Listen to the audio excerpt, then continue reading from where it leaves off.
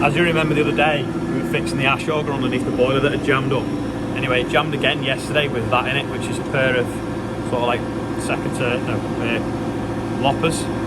Anyway, it's jammed again now, so I don't know what it is, so we're going to have to make another tool to unblock it because the motor's now still on it. So I'm hoping that the tool I made the other day, I can adapt it to then turn it with the motor on. Yeah, the idea is to make a keyway that fits into there on this shaft that fits like that, and then drive it with what we made the other day. But to be honest, I think the wire might have come out the motor because that doesn't look jammed. Just took the motor off now. I'm going to check the wiring inside in case the wires come off. There's nothing wrong with the wiring, but when you turn it on, you hear like a bit of a flash inside and it trips the electric. See if that fits.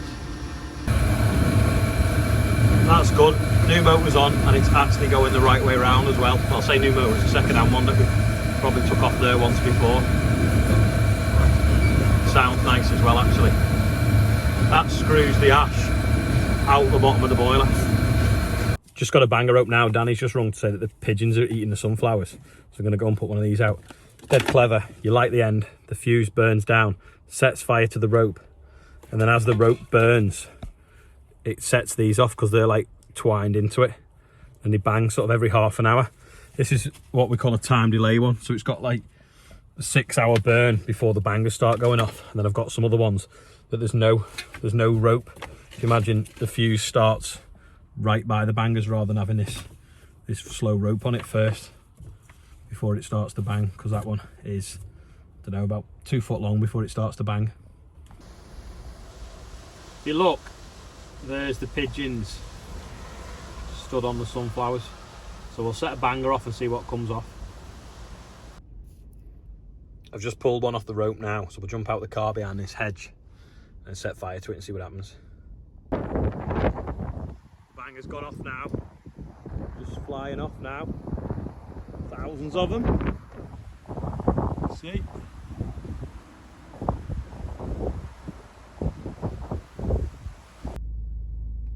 I don't think the sunflower car park has held up particularly well to the traffic it's been getting and the rain over the last few days.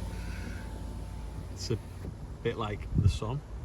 We're not digging today, it's too wet to dig potatoes today, so, and it probably will be till next week now because we've got a lot of rain coming. This is the damage that the pigeons are doing. It's actually quite visual. If you look all around the outside, they've stolen the seeds and eaten them. They just stand on the top and reach underneath with the beak and grab it. This one the same. That one the same. That one's not ripe yet. There's one over there they've really had a go at.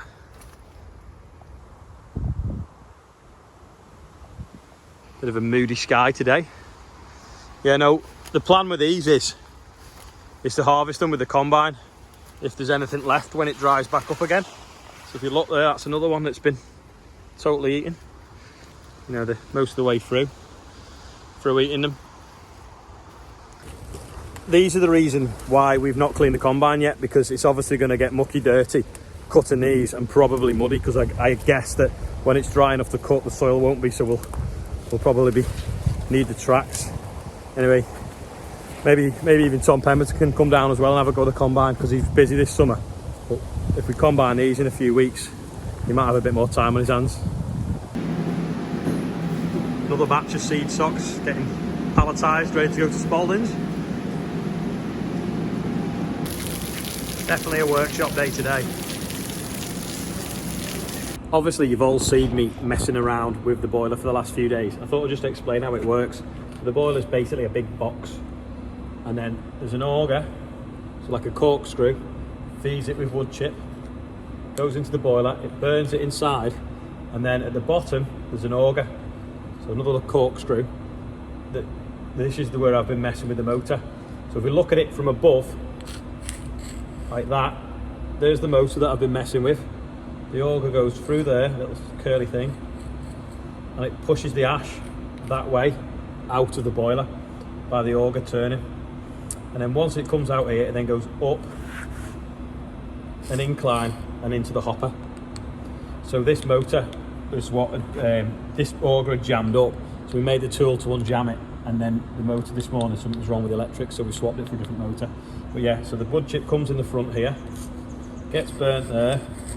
It's like a stepping stone thing, a little bit like a penny shuffler in an arcade. Pushes the ash forwards, drops in an auger, it takes it out the bottom, up an incline auger. So if we look then from the other direction, you've got the ash coming out the bottom here, and we've got an incline auger going out the wall of the shed, which is there, and then into a box here. So that's what we've been messing with, this auger, this motor here. There's a motor there and a motor there that drive it all. Anyway, this motor was acted up. We never did fix that gutter. This one's not much better. We've got it, but we've just not put it up yet. Dave's there showing me dad what's wrong with the tractor, and he said it's Sue Murray's birthday. Big job now, pallet wrapping it on. Don't make tables like they used to. Just done an interview for Radio Lancashire, BBC Radio Lancashire, about gene editing, because obviously the UK have put a document out now saying that they want to get on with it, because we weren't allowed to when we were in Europe, and they wanted my opinion on it. So I thought I'd just share it with you lot as well. Basically, I think it's a good idea. It's what's keeping us alive with the whole COVID kind of vaccine.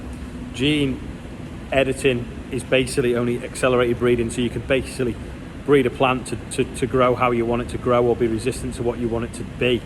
But through that process, it can speed it up like 100 years. So you could cross-pollinate, you could breed plants together to come up with the same result. But this just means you can look straight for it. So say if you were trying to find one particular word in a whole book, well, if it had an index in the back, you could find where it would be. And that's what they can do now with this gene editing. They can look at it, a plant, its makeup, its sister plants, different things like that, and then cross them together, just like you would in natural breeding, but faster.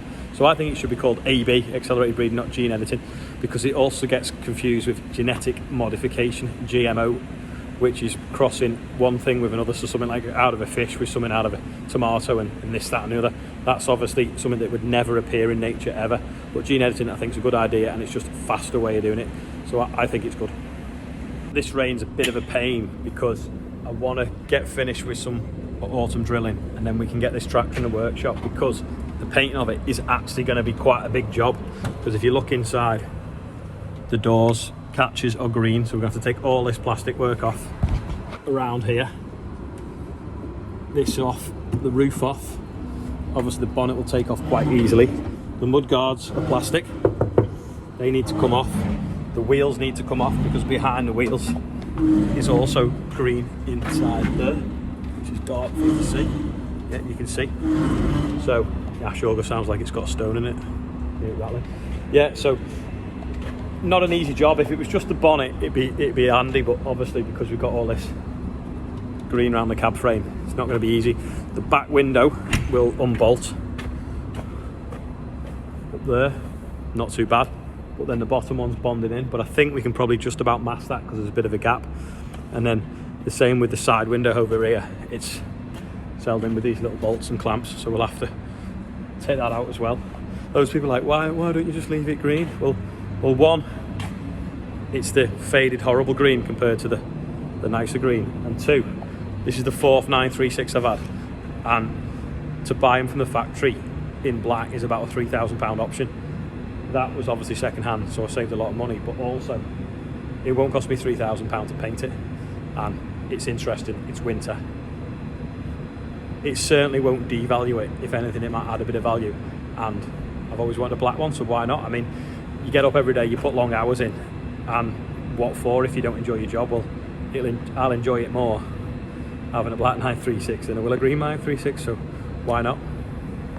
I'm measuring the trailers now for the council, because when we do the tractor run this year, I think they want to decorate one as a float for the capital of light or something that Knowsley is this year.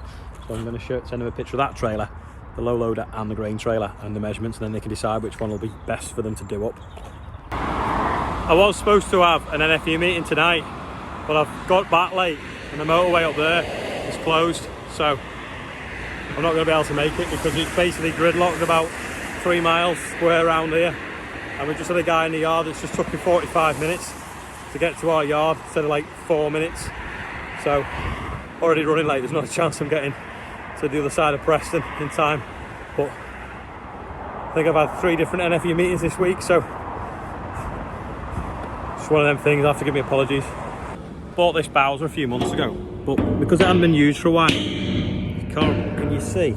It's got like bits of like rust around the top above the line of what it had filled to, so it's coming out through the field. So we put a filtration system on it, but it's still not ideal. Anyone got any ideas how we can clean it out? Because you can't get into the top other than through that, or do we just drop a big magnet in the bottom, slosh it around a bit more, keep changing the filters, and then when we put it into the machines, filter it as well through a funnel? If anyone's got any better ideas, let me know. But it's a cracking Bowser. Don't know if anyone remembers Day557 when the guy was taking these pictures. Anyway, there's John Lee there carting barley, sorry. Today has spilt everything. But he dropped his GoPro in the header, getting some of these shots, and it's now in Farm Machinery Journal's, October edition. So, if anyone wants to see, have a look. From the fast track to a little JCB, Andrew is selling his 403. What's he got on it? 70 hours? Yeah, 76 hours. 76 hours on the clock. We might, if it's raining tomorrow, go and look at quite a special John Deere that he's thinking of buying instead of this 403. So if anyone's interested, leave a message below. But we're going to have a bit of fun now. I'm going to put a photograph up of it, and you're going to have to spot the difference. So there's going to be a photo up for 6 seconds of it, and then another photo up for 6 seconds of it. And there's going to be 5 differences in the photograph, so it's something for the kids to do, or the adults. See if you can notice the 5 differences between the 2 photographs. And if you do, leave them in the comments below.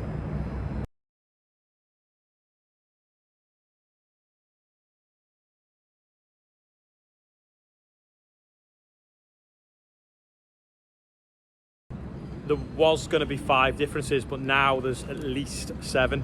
So have a look if you can see them and leave some comments. But don't forget, it's for sale. Today, it's basically rained all day. I think we're having about 18 mil so far. I mean, where the station does need repairing because the sheep rammed it, or the ram rammed it, and it's on a bit of an angle, and it's not recording as accurately as my dad's older one, which is like a jug. So I'll report tomorrow on the exact rainfall, but it's basically stopped us sowing and it stopped us spraying. Anyway, some birthdays there. Thanks to everyone that's watching. If you want to watch the video today, if you want to subscribe, it's over there. I'll see you tomorrow.